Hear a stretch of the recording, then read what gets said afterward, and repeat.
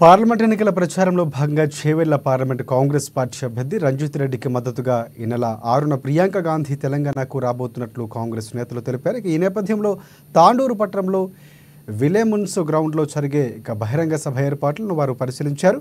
ACC general secretary Priyanka Gandhi, CM Revanth రెడ్డితో పాటు వివిధ శాఖల మంత్రులు, ఎమ్మెల్యేలు సభకు హాజరు కాబోతున్నట్లు ఎమ్మెల్యే బుయ్యని మనోహర్ రెడ్డి తెలిపారు.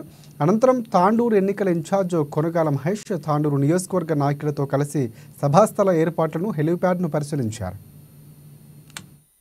గత 10 రోజుల నుంచి గ్రామాలకు తిరిగినప్పుడు గ్రామాల నుంచి కూడా మంచి స్పందన వస్తా ఉంది. 4 నెలలనే చెప్పినటువంటి 6 గ్యారెంటీలని ఇప్పటికే 4 గ్యారెంటీలు ఇంప్లిమెంట్ చేయడం జరిగింది. 5వ గ్యారెంటీగా మన నియోజకవర్గానికి ఇప్పటికే 3500 ఇండ్లు గౌరవ ముఖ్యమంత్రి గారు తాండూరు నియోజకవర్గానికి ఇవ్వడం జరిగింది.